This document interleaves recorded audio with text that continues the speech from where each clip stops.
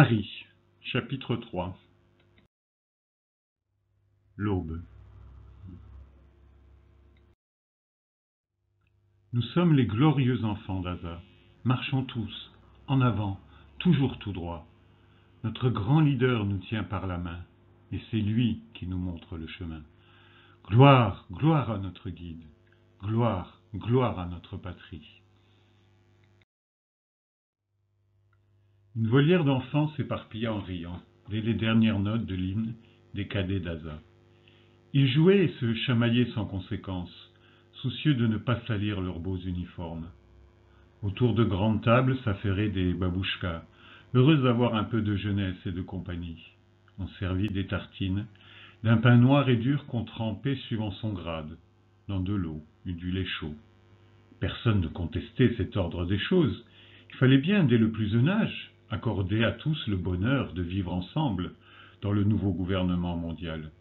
Quelques règles ne sauraient branler l'enthousiasme de construire la glorieuse patrie. Puis le photographe fit quelques clichés, et le bus en s'ébrouant gomma de l'horizon le dernier des sourires. Fatigué par tant d'agitation, le personnel fit une pause. Comme ils sont adorables, quelle joie de les revoir! La journée était loin d'être finie. Dans les baraquements du camp 27 dédié au nettoyage des déchets, le temps avait perdu ses aiguilles. On s'affaira à préparer la nuit. Les gardiens vérifièrent leurs armes, car parfois dans cette jungle reculée, un animal errant, attiré par les odeurs, pouvait attaquer. « C'est déjà arrivé une fois, Patiokva Marie. Je n'étais pas encore là, mais Chandrima me l'a raconté. » Marie nota l'insistante feinte de la nouvelle arrivée. Elle veut ses poings. Elle la méprisa d'un regard, puis rejoignit l'équipe des surveillantes. « Ah, Maria, te voilà. Nous attendions ton rapport. Quelle belle journée pour nos enfants. Gloire à notre grand leader. Gloire à Asa, lui répondit le chœur des dirigeantes. On lut quelques notes. On inscrivit sur des carnets les points obtenus. Il en fallait 12 seulement pour être enfin enregistrés. Sans ce carnet, Marie s'en souvenait encore, on n'existait pas, tout simplement pas.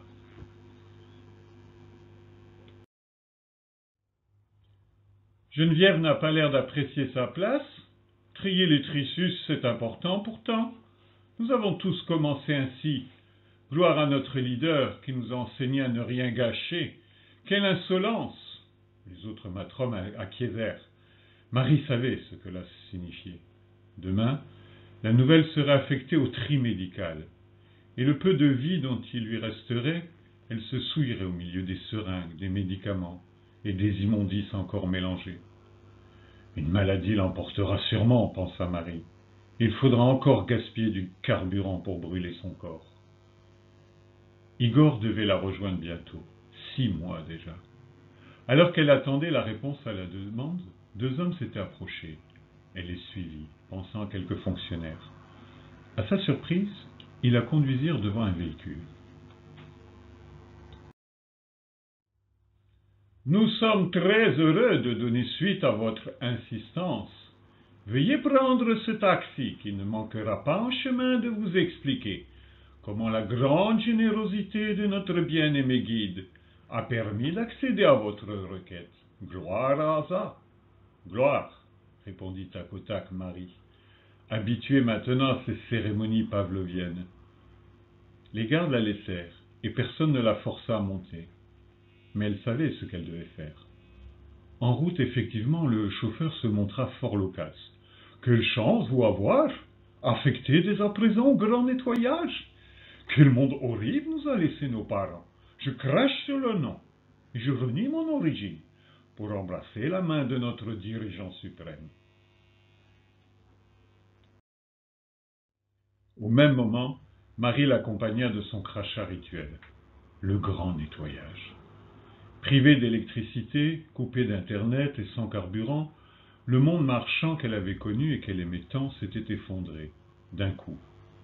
Avec lui, après les pillages et les émeutes, où les foules s'étaient entretuées pour un écran plat devenu inutile, ou une réserve d'alcool vite épuisée, des montagnes de détritus, des véhicules abandonnés, des tonnes de plastique recouvrirent comme une scène d'ouragan les centres des grandes villes, livrés au tourment et au chaos. Le calme revenu, il fallut se rendre à l'évidence. Le grand leader avait un plan pour tout remettre en ordre, et il allait avoir besoin de l'enthousiasme de tous. Nul besoin de le demander, les gens par milliers scandèrent « Gloire, gloire à Asa, gloire à notre leader !» Et jour après jour, ordure après ordure, chacun s'activa à sa tâche. Marie découvrit bientôt son nouveau poste. La Patouillova, du moment, l'accueillit d'une franche accolade. « Gloire à Asa, tu as pu venir. Comme moi, je vois que tu as cœur d'œuvrer au bien de notre grande patrie. Et quel meilleur destin que d'avoir été choisi pour le camp 27 !» Elle aurait perdu pied dans cet océan nauséabond si elle n'avait pas reçu au bout de quelques mois une lettre d'Igor, officielle, avec le tampon d'Asa. « Maria, ya tibia lublio. Je t'aime de tout mon cœur comme ton chevalier servant. J'ai eu l'honneur de recevoir une mission spéciale directement de notre grand leader, et je n'ai pu t'accompagner lors de ta première affectation. Sois vaillante comme tu me l'as toujours montré, et bientôt ton carnet sera rempli d'étoiles qui t'ouvriront la porte pour la demande. Gloire à notre grand leader, gloire à Asa. »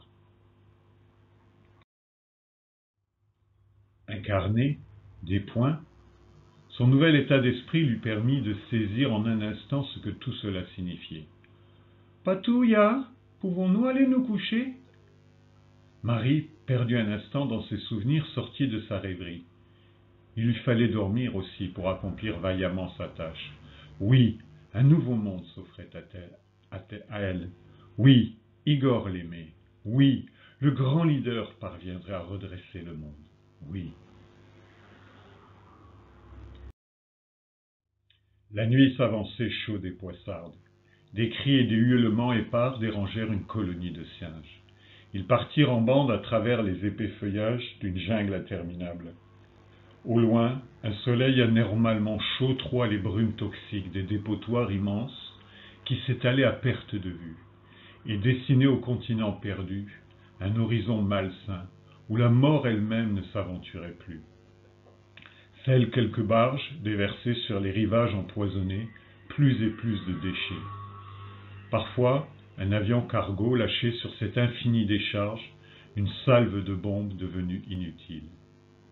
Depuis l'apparition du grand leader et de son plan mondial pour la paix, accepté et signé par toutes les nations, la guerre avait disparu, éradiquée de la planète, et la paix était enfin devenue le champ des hommes.